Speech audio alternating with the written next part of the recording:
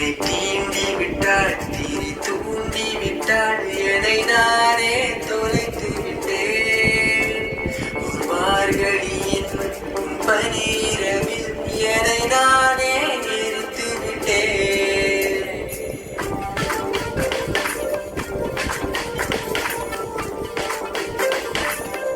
என்னை தீண்டி விட்டாள் தீரி தூண்டி விட்டாள் என்னை நானே தொலைத்து விட்டேன் ஒரு மார்கழியின்